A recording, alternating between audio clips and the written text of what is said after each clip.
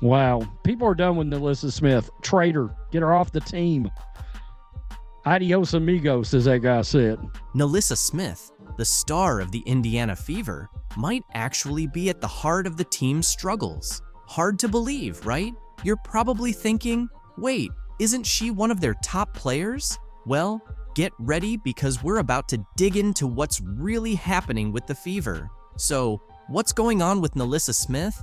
And why is her future with the team suddenly uncertain? We're about to dive into all the details causing a stir in the Fever's locker room. But here's the twist. It's not what you'd expect. The reasons behind this surprising situation are going to catch you off guard.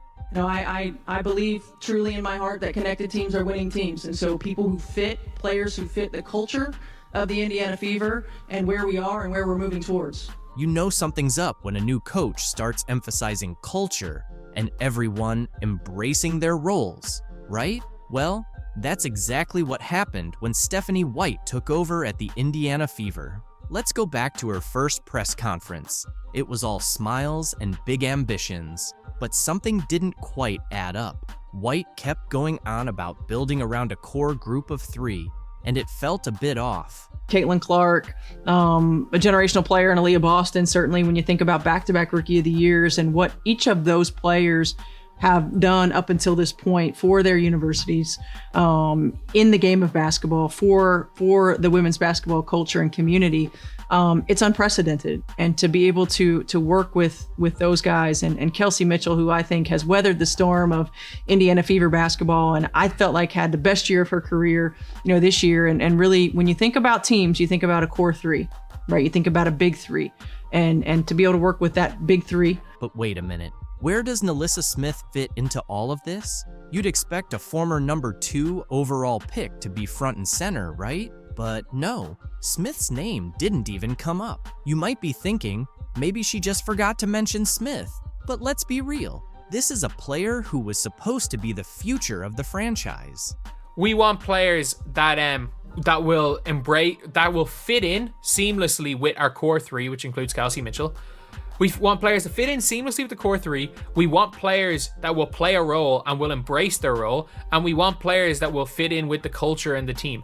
The new coach kept emphasizing words like unity and commitment. Pretty subtle, right? It felt like she was sending a message without saying it outright. But White didn't stop there. She kept talking about what she wants in a player. She made a point of saying that success isn't just about individual talent. It's about a team's willingness to go to battle together every single day. Is it just me? Or does that sound like she's taking a direct shot at someone? Because every single thing that she described wanting to build around Kelsey Mitchell, Caitlin Clark, and Aaliyah Boston is the opposite of what NaLyssa Smith is. It gets even more interesting. White started outlining what she wants in her ideal player, and it was almost as if she was reading off an anti-NaLyssa checklist. She mentioned wanting players who can embrace their roles and fit in seamlessly with the core 3. Ouch, that's got to sting if you're Smith, right? Well, it's becoming pretty clear that White's vision for the Fever's future doesn't seem to include Smith. She's focused on building a team of players who are fully committed to each other and the franchise's long-term goals. And let's be honest, with all the drama surrounding Smith lately, it's tough to see how she fits into that picture. To another level. You've got incredibly talented players right here in Caitlin and Aaliyah and Lexi, a team that was incredibly fun to watch, very tough to game plan against. So I'm glad I'm gonna get to work with you guys, work with you ladies. I just hope y'all know the WNBA don't pay my bills at all. I don't even think that pays one of my bills. So I don't know if she's complaining or just stating. Angel Reese faced heavy criticism from experts after her recent complaints about her WNBA salary not being enough to cover her rent. Apparently, she's struggling on her $73,000 salary, claiming it doesn't stretch far enough to pay for her extravagant $8,000 monthly rent, as if she's living paycheck to paycheck. I am sympathetic to that, but yeah, sports needs villains. I don't have a problem with it. She makes the WNBA more interesting. Reese, regarded as the league's most pampered player, appears to believe she deserves a salary increase, especially since it's been a while since she found herself in another scandal. And now, it looks like we're back to the same situation again. Number one complaint this offseason in the WNBA would be the incessant whining about their minimum wage salaries. I mean, who could have possibly... What exactly are you asking for more money for, Angel? You played less than 10 games this season, while Caitlin Clark put in the effort through 38. You're attracting a crowd of 7,000 fans per game.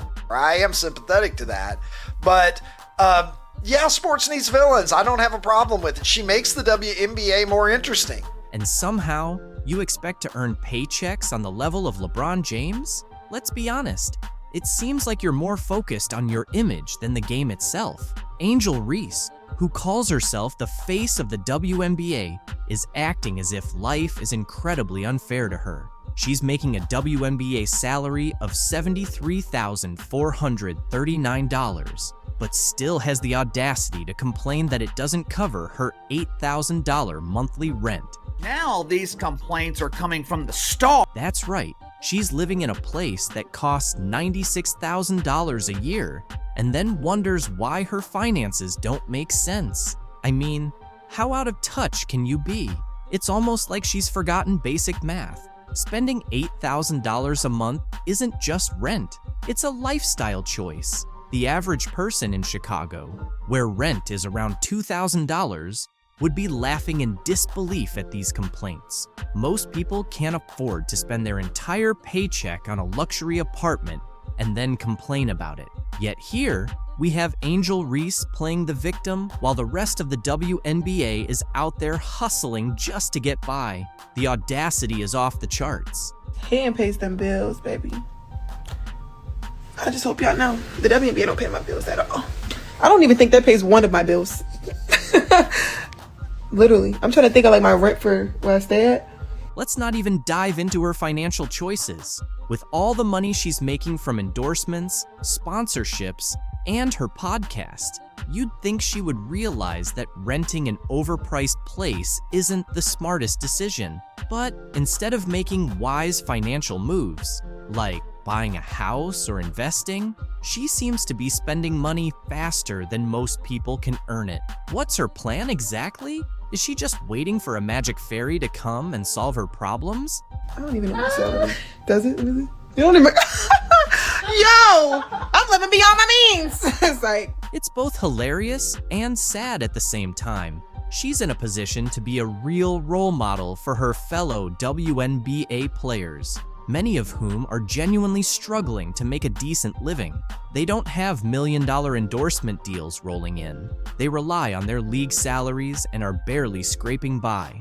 Yet here's Reese complaining about rent as if she isn't surrounded by cash from every angle. It's insulting to everyone in the league who is truly fighting to stay afloat. Playing this offseason in the WNBA. Shaq went on Angel Reese's podcast this week and shared his billion-dollar idea for the WNBA. In the next few minutes, you'll witness the moment that rattled women's basketball to its foundation. We have Shaq, Angel Reese, and a whole lot of uncomfortable truths to unpack. Bro, a pretty girl dunking on the rim, I'm watching that all the time. You laughing. My man is not turned on by no woman that's dunking. It ain't about being turned on. It's about seeing stuff that you're not supposed to see. Here's what's ahead. We'll reveal the exact words from Shaq that made Angel uncomfortable, showcase the statistics that support his claims, and explain why this one conversation could potentially alter the future of the WNBA. Stay tuned, because this is going to be intriguing. Shaq just dropped a truth bomb that has the entire basketball world buzzing. We're talking about a 4-time NBA champion, a Hall of Famer, and a business mogul worth over $400 million. When Shaq talks, people pay attention, and he certainly had a lot to say about the WNBA. Picture this: Shaq sitting there, calm and collected, as he discusses ways to make the WNBA more exciting. His suggestion? Lower the rims. Let's roll the first clip. And women's beach volleyball, let's just say the net is 10. For women, it's lower just a little bit. I'm not saying lower it to 9, 5, 9, 6, but just 9, 9, Just so we can dunk? Yes. No. No, see? And I hate when men say that. But listen, that's the only difference. People always disrespect women regardless. They're always going to not give us the same value as a man. So I just don't even think that. And that's why you got to do what you've been doing. Go take the Yeah. I'm telling you now, if you lower that thing to 99999. And what's going to happen? All right, tell me, the money going to go through the roof? Yeah. Not all the way down to the ground, of course, but just enough to change the game. He's suggesting lowering the rim to about 8 to 10 feet below the standard height. Why? So we can see some dunks naturally. You might think that doesn't sound too bad, but here's where it gets interesting. Sitting right across from Shaq, Angel Reese isn't on board with that idea. She fires back, making some compelling points about respecting women's basketball. I feel like it still wouldn't be good enough. It's never good enough for a man. People always disrespect women regardless. They're always going to not give us the same value as a man. So I just don't even think that. She then addressed the issue of people not tuning in to watch the game. Yeah. I'm telling you now, if you lower that thing to 99999. And what's gonna happen? All right, tell me, the money gonna go through the roof? Yeah. We don't even have the people don't even watch the game. You can feel the tension rising as Angel contends that lowering the rim is outright disrespectful to female players. But Shaq wasn't finished. He delivered a real knockout punch. We don't even have the people don't even watch the game. Because I don't want to use the B word. Unless it's certain people playing. It's like you're watching like a high school game. He looked Angel in the eye and compared the WNBA to high school basketball. Yes, you heard that correctly. Shaq stated, and I quote, "It's like you're watching a high school game." Can you imagine the collective gasp from WNBA players everywhere? Let's break this down for a moment. Shaq, one of the most dominant players in NBA history, just suggested that the highest level of women's professional basketball is comparable to high school boys' games. That's not merely a critique. It's a full-blown slam dunk of criticism. Shaq, he was trying to teach Angel Reese how to make the WNBA more entertaining. So people might actually watch the product. And Shaq is qualified to do so. During his NBA career, the dude was a brilliant marketer. He knew how to be entertaining while also being dominant on the court. There was a reason that every member of the media was waiting by Shaq's locker after games. They knew he would deliver the best sound bites. They knew he would give the most entertaining interview. You might be curious about how this will unfold. On one side, there are people agreeing with Shaq, believing he's just voicing what many have been thinking. They argue that if the WNBA wants to attract more viewers and generate more excitement, then something needs to change. Angel Reese, just because a man is criticizing your league, it does not mean he is disrespecting women. This is the entitlement I always talk about. Angel Reese and her colleagues in the WNBA, they have this false sense of entitlement that makes them believe that they are above being criticized. Anytime they are criticized, they want to play the victim. Men don't respect women. Oh yeah? On the flip side, there's a large group of upset fans and players who believe Shaq's comments are disrespectful. The portrayal of black women in the league is an ongoing conversation. Many, including Aja Wilson, Angel Reese, Cheryl Swoops, and others, seem to view Caitlin Clark as a major issue in the WNBA, at least according to the league discussions. But is this truly the case? Or could it be more about rivalry and resentment? Some recent developments might make us rethink the situation. Last week, Aja Wilson brought up the topic of white privilege while speaking with Kelsey Plum. Now, Wilson and Angel Reese are both featured on the cover of the Wall Street Journal's magazine. Yet surprisingly, there's no mention of Caitlin Clark. In 2024, with all that's happening, isn't it worth exploring this from Caitlin Clark's perspective too? Imagine this. Even if you're the first rookie since 2008 to make the WNBA's first team, break over 50 records in one season, and win Rookie of the Year, you're still not acknowledged in one of the league's largest media spreads to date. This seems puzzling, especially if Clark's success is arguably central to the article's theme. The situation is further complicated by online tensions. Caitlin Clark is often cast in a negative light, made to seem difficult and unlikable, even while dealing with online harassment from an account managed by Aja Wilson's friend. And yet, both Wilson and Reese continue to fuel controversy, even accusing each other of unfair treatment and, at times, directing this frustration toward Caitlin Clark. This leaves us wondering, is this really the behavior we expect from an MVP or Rookie of the Year? This situation honestly feels like a case of bullying. It's the peak of first world issues, showing a lack of responsibility and, frankly, Angel Reese's lack of consideration. Watching this unfold is mind-boggling. You're right, it's easy to see how she comes across if you have even a bit of self-awareness. Honestly, if I were another WNBA player without Caitlin Clark's visibility, she wouldn't be my concern. She isn't the problem here. More people are starting to catch on. Caitlin Clark was never the issue. Her critics were the ones using her name for attention whenever things didn't go their way. Those same athletes, analysts, and experts quickly make noise when they feel slighted, then claim Caitlin Clark is the root of it all. But here's the truth. The issue might actually be Angel and Aja, not Caitlin. It's worth asking, who's really harming the league's reputation? Angel Reese or Caitlin Clark?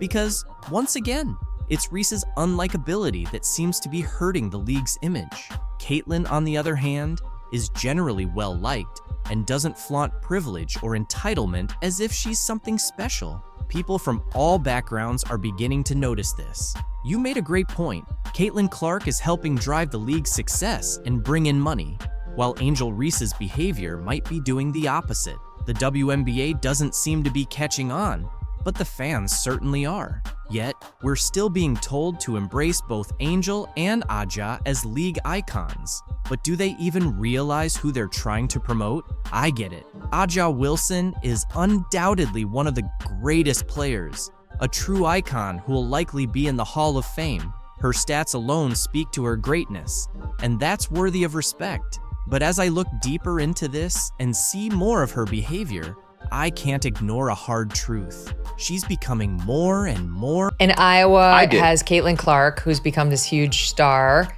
She's amazing, and she's getting all this attention, and some nasty press reporters are upset about it. Did you catch what just happened? Megyn Kelly, yes, that Megyn Kelly, just made some explosive comments about the WNBA, and she's not holding back. She's calling out the league for treating Caitlin Clark like she's the enemy.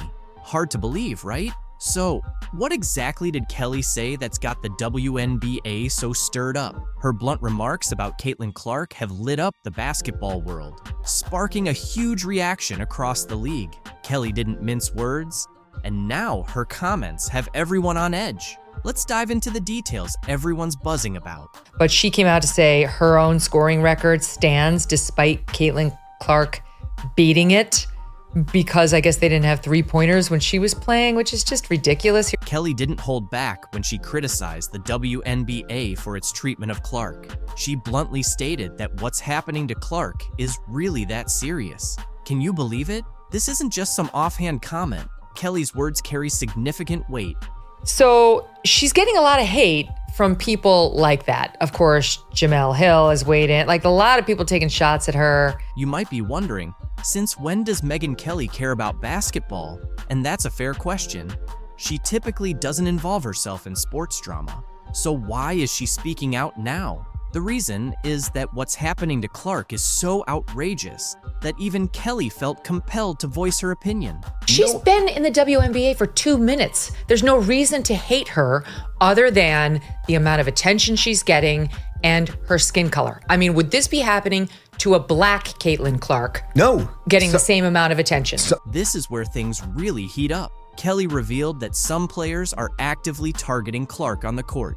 She's not referring to just tough defense or regular competition. She's saying that Clark is experiencing outright abuse. And get this, she claims the league is allowing it to happen. How wild is that? And it's resulted in physical alterations on the court that don't get called as fouls, that the girls then deny were intentional. And Caitlin Clark always takes the high road. She never points the finger, but it happened again. But Kelly didn't stop there. She linked Clark's treatment to larger issues in women's sports. You know how Clark has been in the spotlight a lot recently? Well, Kelly made a shocking statement saying that. Many black women inside the WNBA are resentful that this white woman came in and is getting all this attention. That's a serious accusation, and it stirred up strong reactions on all sides. Kelly isn't just referring to fouls and rough play. She's claiming there's a significant amount of racial tension simmering beneath the surface of the WNBA. She believes Clark is right in the thick of it all. The people weren't going, Jake, because they were homophobic, racists. That's why the other girls resent Caitlyn getting attention, because she's not black. You might be asking yourself if Kelly is correct about all this. That's the million-dollar question. One thing is certain, though. Her comments are prompting everyone to seriously examine what's really happening in the league. Kelly believes that Clark is turning the sport into something mainstream. And if that's the case, it seems not everyone is pleased about it. These are the highest ratings in more than 10 years. And it is 100% because of Caitlyn Clark. Those are regular NBA ratings. Like if you get a couple million people watching an NBA game, you're pretty happy as a network guy. She is the Michael Jordan. Like I know you're not a major basketball Him, person, I know. but she is the Michael Jordan of female basketball. Every single player in that league, every single coach, manager, janitor, anyone who has anything to do with that league should be bowing at the altar of this woman. She is transforming the sport into something mainstream, which is what the WNBA was set out to do. And I think it started in 1994 or 1995. This isn't just some drama. It's a major earthquake rocking the WNBA. And believe me, we're only witnessing the initial tremor. Caitlyn Clark recently shared some footage of her training in Europe, and it's everything we've been looking for. This serves as the ultimate evidence of how a truly respectable league treats its star players. No matter how the cachet of the WNBA elevates, remember, it could have been even better. You messed it up. You messed it up. You can truly see the joy on Clark's face. She looks free, incredibly happy, and completely unbothered. Those days of putting up with cheap shots, dirty hits, and all that nonsense are behind her. There's no one poking her in the eye or hip-checking her into the stands. So now give me the reasons why. She's gone. And here's the best part. There's no racial tension or scheming against the league's top talent in Europe. The players focus on their game, and Clark can finally concentrate on what she does best, dominating on the court. The contrast is clear, and it's no surprise she's thriving in a league that truly knows how to honor greatness. I have honestly never seen a company fumble the bag so hard like the WNBA fumbled Caitlyn Clark. She's playing as if she's finally free from all the nonsense, free from cheap shots, and definitely free from the relentless negativity she faced in the WNBA. It feels like a completely new Caitlyn Clark, and she's clearly enjoying every moment. She's smiling, sinking threes like they're layups, and making no-look passes as if it's just another day in the park. I think it's a good number. Threes were a little bit, I wouldn't say lower. I'll still take 63, but I want to be more so around 70 if I can. 81 mid-range is really, really good. There's no fear, no hesitation, and no worrying about getting smacked in the face or having someone try to take her out. In Europe, they truly appreciate talent. They love and celebrate her. She's not dodging elbows or dealing with dirty looks anymore. Finally, she's being treated like the superstar she is. It's as if she's escaped a nightmare and landed in a place where basketball is celebrated. And it sucks that so much of it was riddled with so much drama and so much negativity and so many mishaps. You know who's really losing it? The WNBA. That's right. The league that thought they could just sit back and let Caitlyn Clark get poked in the eye, body checked and disrespected day after day. Now they're complaining about losing their star, but let's be honest, it's their own fault. They made it unbearable for her. How many times did we watch Clark take a cheap shot while the referees stood by without taking action? And what did the WNBA do about it? Nothing. They allowed it to happen repeatedly. Like we talked about in our locker room after the game ended, where obviously people were pretty disappointed in the outcome. Here's the thing. In Europe, they don't have that kind of drama. No Chennedy Carter blindsiding her, no Dejonai Carrington going for her eye. No one is trying to take her down just because she's different. She's not facing players who resent her simply because she's a straight white girl excelling in their league. Over there, it's all about basketball.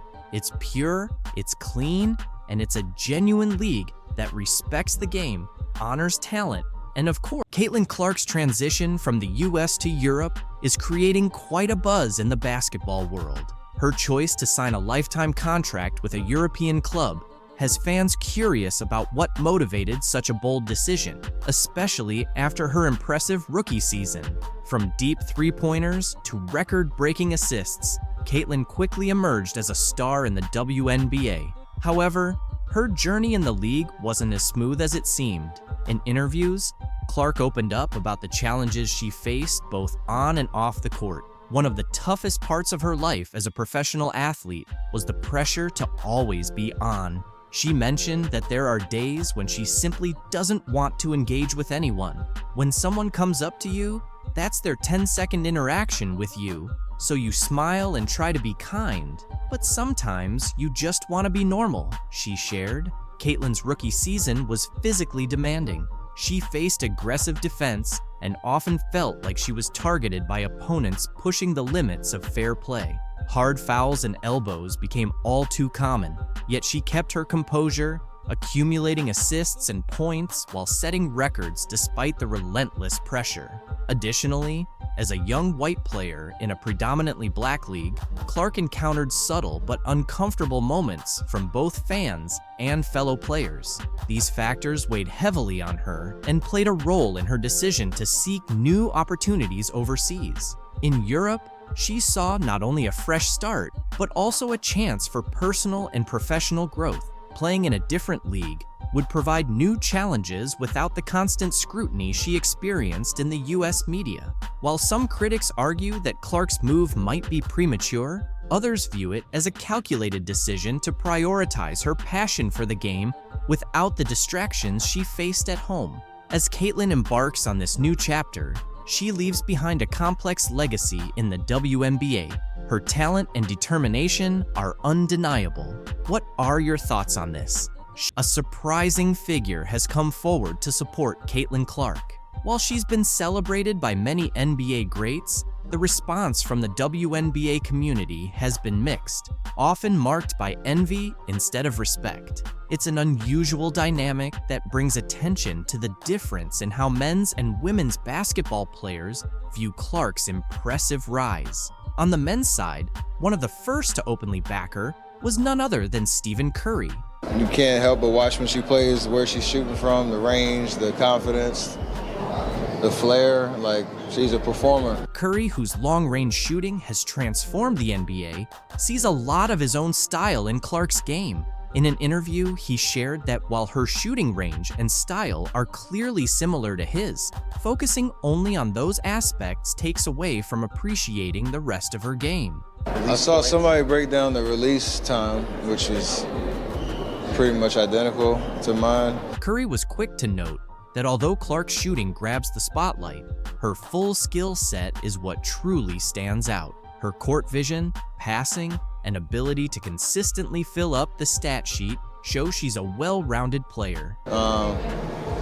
It's crazy though, just because her shot it's like that, it's at that level. But if you really watch, like her floor game is as impressive, so it's kind of the total package. He described her shooting ability as her superpower, but emphasized that it's her entire skill set that truly sets her apart. LeBron James, another NBA icon, shared a similar sentiment, voicing his admiration for everything Clark has achieved on the court.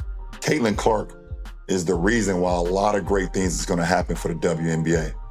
But for her individually, I don't think she should get involved on nothing that's being said. Just go, have fun, enjoy. After watching Clark dominate the scoreboard in an NCAA tournament game, LeBron James couldn't help but see similarities between her and himself. Just as he did early in his career, Clark has often shouldered the responsibility of leading her team to victory, single-handedly shifting game momentum.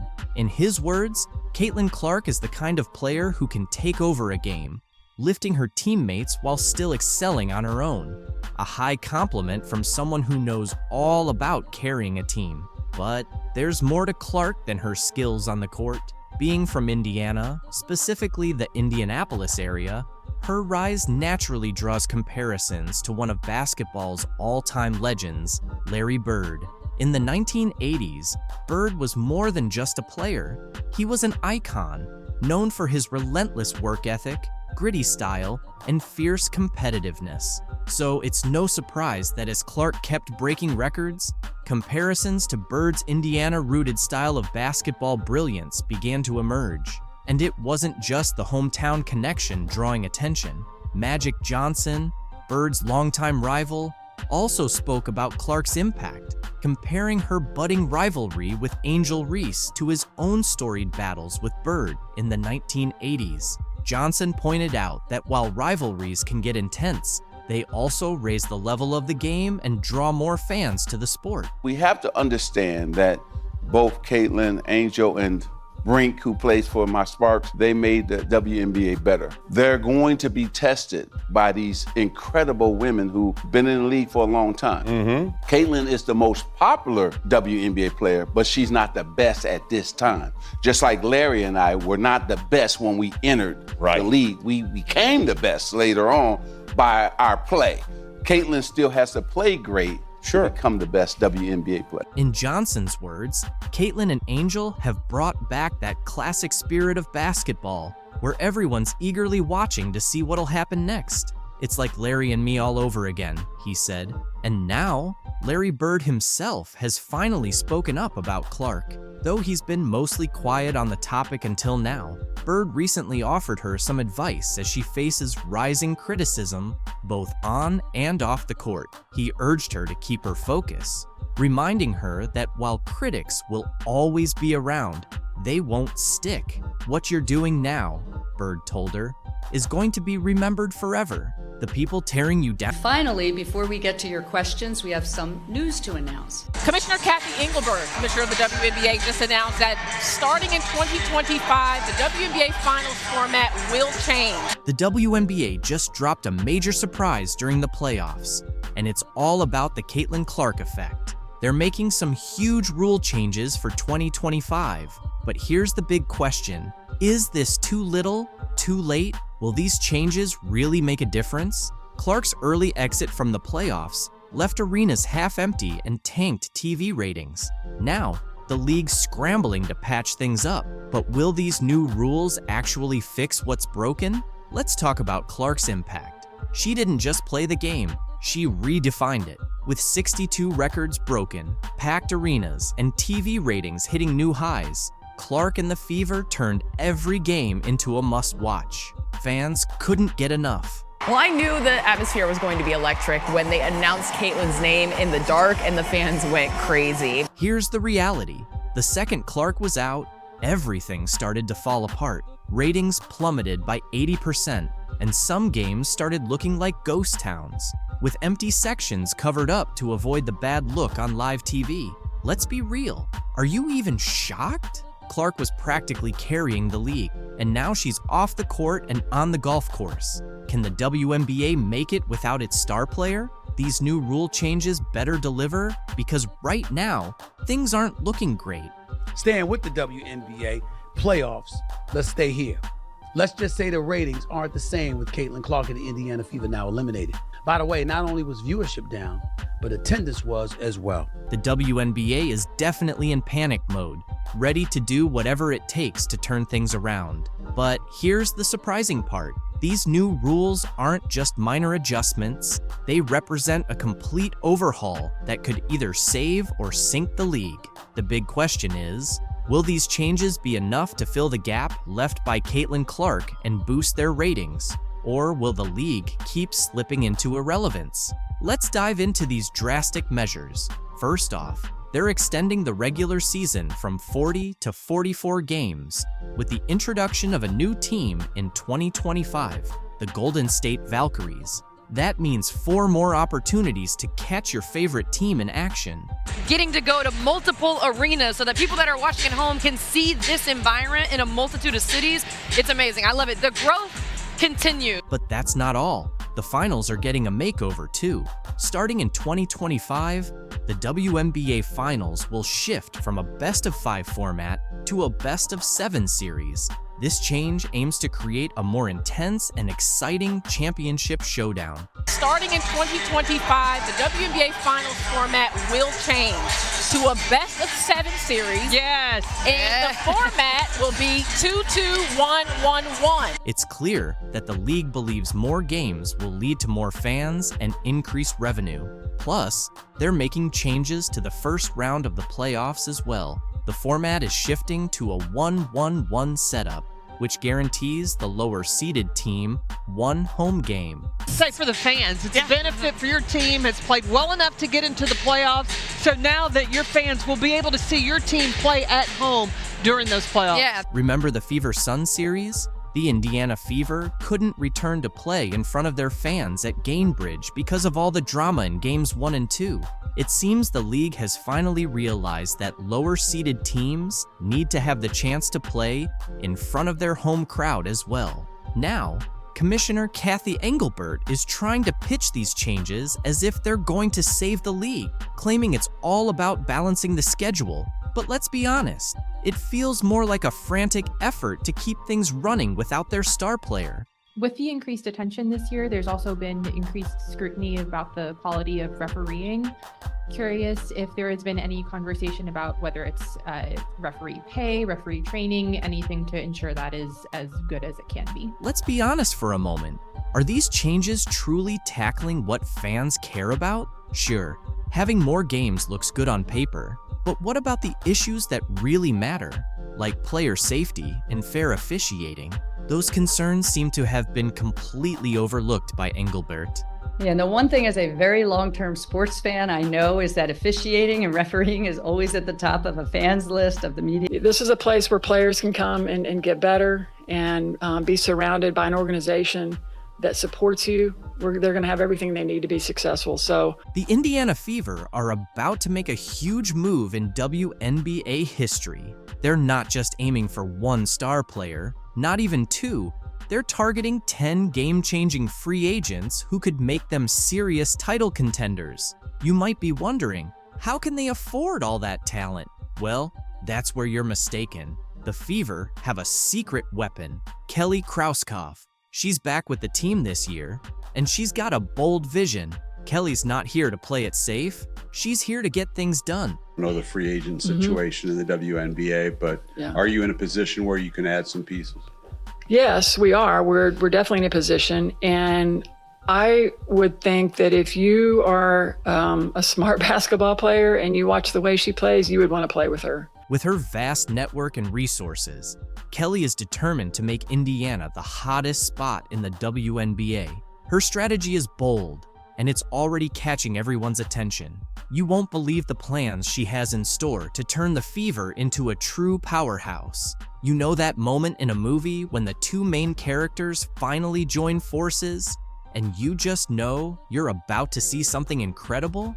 That's the vibe right now, because Caitlin Clark and Kelsey Mitchell are about to team up for the Indiana Fever. Good thing for women's basketball.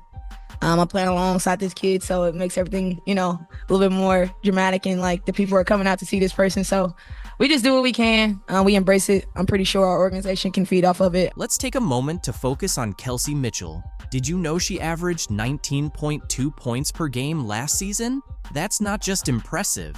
That's all-star caliber. And it's not like she had just a few good nights either. After the Olympic break, Mitchell went on a scoring spree, putting up 20 or more points in 7 straight games. Imagine trying to guard someone that reliable. Now, think about Mitchell teaming up with Caitlin Clark. We're talking about two of the top shooters in the game coming together. How are defenses supposed to handle that? Clark's college numbers are through the roof, and her knack for setting up her teammates is incredible. With Clark's playmaking skills and Mitchell's scoring, This could be the most exciting backcourt the WNBA has ever seen.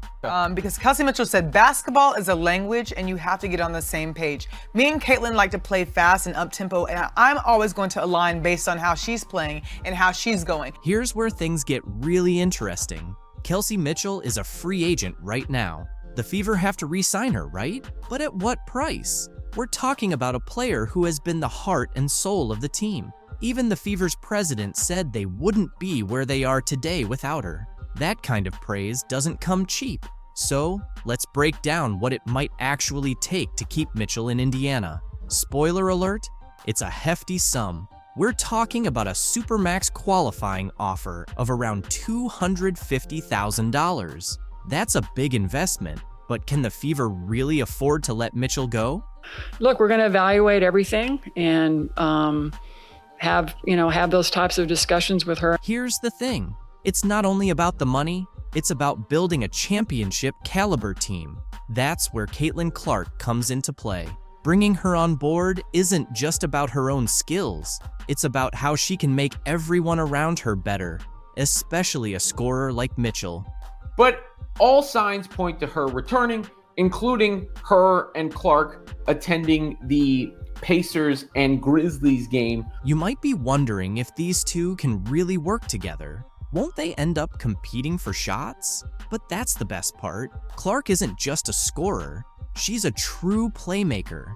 And Mitchell has already proven she can thrive alongside other star guards. This isn't about two players battling for the spotlight. It's about two stars joining forces to create something that's even better than what they could achieve individually.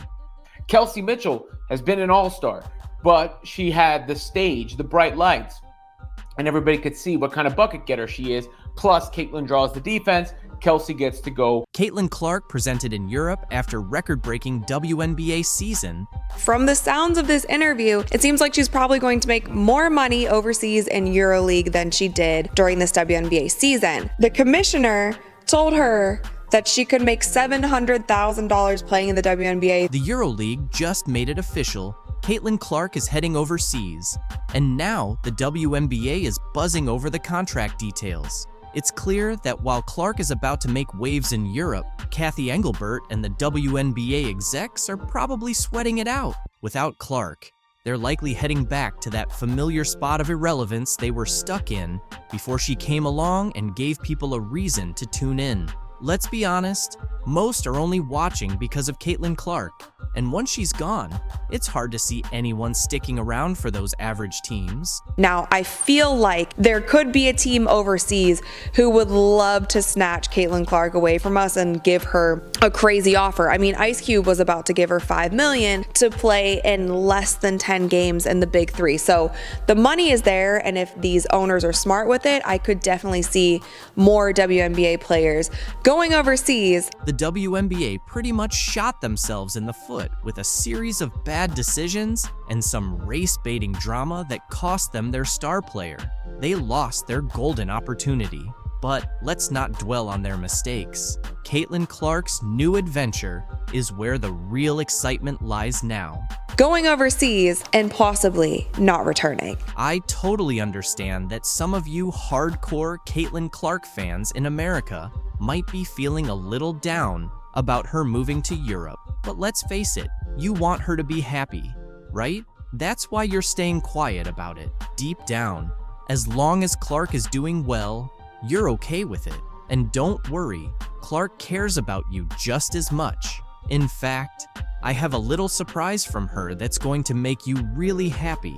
So stick around for that. For now, let's dive into what's really happening with this EuroLeague deal. Unfair what the players are paid. So, the big boss of EuroLeague women has finally put all the speculation to rest. Caitlin Clark is officially getting ready to head to Europe. And no, this isn't just a temporary gig while the WNBA takes a short break. This is a major move. We're talking about EuroLeague Women, which is technically the top competition for women's basketball in Europe. Yet somehow, it still doesn't get the recognition it deserves. It's like this hidden gem in the basketball world. and people are still overlooking it. If you look at his rookie salary, which was around $55 million for 4 years, and then you look at Caitlin Clark's $300 and I think it was $38,000 salary that she signed for 4 years, that is about the same amount more. It's around 162 times more that Victor made. For those who may not be aware, EuroLeague Women is managed by FIBA Europe, and believe me, it's where some of the most intense basketball takes place. This isn't just a casual summer league. The EuroLeague runs from October to April. That's ideal for Clark to keep her basketball skills sharp throughout the year. She's really positioning herself to excel on both sides of the Atlantic. It's like she's playing chess while everyone else is still figuring out checkers. They always sold out. Unbelievable. So Atlanta would normally have 3,000, 4,000 people. Now they have 17,000 people, and they sold 1,000 standing room only tickets. So when we walked into the arena, people were on that third balcony looking down at the tops of our players' heads to watch. It's really hard to take in. And here's something interesting. EuroLeague Women has been around since 1958. That's right, longer than most of us have been alive. It's like the original league for women's basketball, even getting a rebranding in the 90s. Yet, for some reason, it hasn't achieved the same commercial success as the WNBA. But don't be fooled.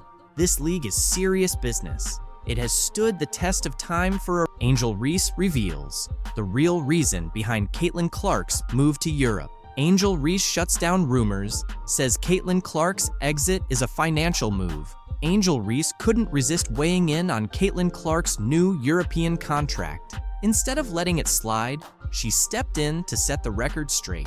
What the is that headline all about? Yeah. She is the worst basketball player. In the WNBA, this is pretty unprecedented. Someone so set on stirring the pot. Reese, still tangled up in her own steroid controversy, took a jab at Clark, suggesting players are just in it for the money and using racial issues to gain sympathy. People talk about Caitlin getting hate, but someone sat down and spent hours putting together an 8-minute video with interlude clips all to trash Angel. Why? It's obvious Reese is targeting Clark here. The surprising part is that Caitlin has never said anything negative about Reese or any other black player. But today, I can't help but feel that some people don't really deserve the silent treatment. Blah, blah, blah. From Angel Reese. It's pretty clear that Caitlin Clark heading to Europe isn't just about exploring a new scene or picking up a different paycheck. It's more about escaping the toxic circus the WNBA has turned into.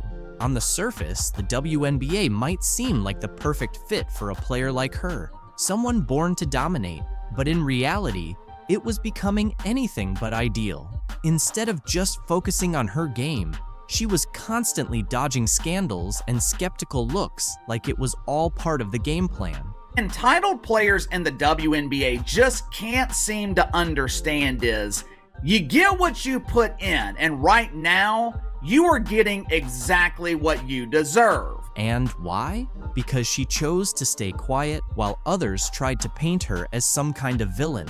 Some of her own fellow athletes, along with a few media voices, went as far as to label her a racist. Honestly, where do they come up with this stuff? But Clark, always level-headed, didn't take the bait. She didn't waste her time responding to these absurd accusations. She just stayed focused on what really matters, basketball. Yet the drama surrounding her only kept growing, like a bad reality show storyline.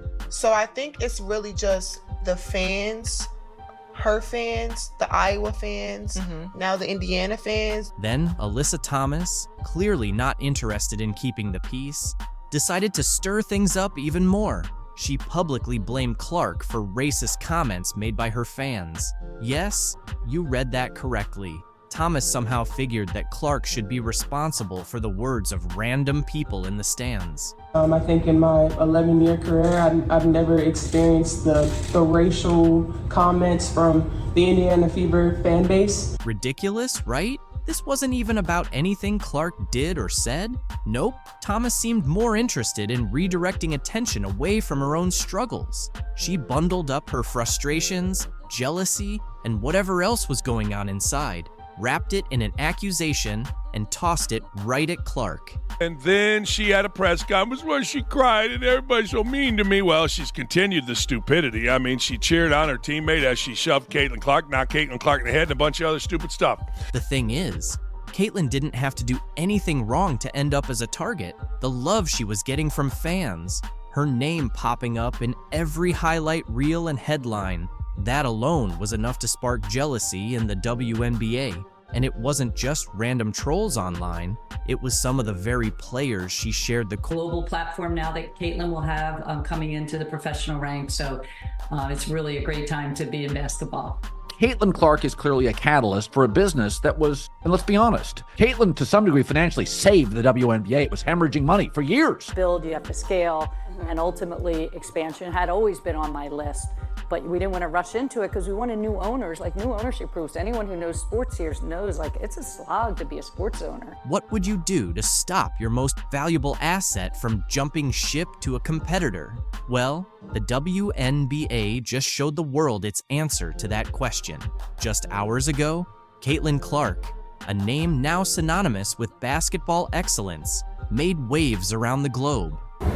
Hi, Caitlin. Hey, what's up, Caitlin? Yo, what's up, Caitlin? Hey, Caitlin. Hey, Caitlin. Famous for her incredible shooting range and intense competitiveness, Clark was anticipated to take the WNBA to new levels after being drafted by the Indiana Fever. The Indiana Fever select Caitlin Clark, University of Iowa. However, recent rumors indicate that Clark may choose to skip the WNBA and head to Europe for the attractive contracts available there. In response, the WNBA is ready to make an unprecedented offer, an ownership stake in the Indiana Fever to ensure Caitlin Clark stays in the U.S. Her arrival in the WNBA was poised to be a game changer. Looked up how much the tickets are going for. I kind of cut that price in half. Sites like SeatGeek are charging hundreds and thousands for a seat at Barber Hawkeye. She says the attention for the sport has grown a lot in the 15 years she's been a super fan. After an outstanding college career in which she broke records and attracted millions of viewers, the WNBA viewed Clark as their golden ticket. Her talent for drawing crowds, boosting TV ratings, and increasing attendance to unprecedented levels made her the most anticipated rookie in recent WNBA history. The Indiana Fever, who had struggled with both attendance and performance, saw a significant rise in their numbers after drafting Clark. And the Fever are going to be over 200,000 higher than the next highest total attendance in league history. Many believe she has the potential to transform the franchise single-handedly. Her knack for attracting fans wasn't just a guess. During her college years, Clark's games ranked among the most viewed in women's basketball history. In her rookie season, attendance for the Indiana Fever nearly quadrupled. Her games turned into must-watch events, contributing to one of the WNBA's best seasons ever in terms of TV ratings. For the WNBA, Caitlin Clark wasn't merely a player, she represented a bright future for the league. Caitlin Clark is clearly a catalyst for a business that was, and let's be honest, Caitlin to some degree financially saved the WNBA. It was hemorrhaging money for years. While her WNBA debut was thrilling, Caitlin Clark was also being pursued by European teams with enticing offers. Europe, known for drawing top WNBA talent with its higher salaries and competitive environment, presented a significant temptation. Players like Breanna Stewart and Diana Taurasi have openly talked about how playing in Europe offered them financial stability. Like there's that 4-year period where you need to grow as a person, but then the NIL comes into play. Oh, we keep walking right back into that.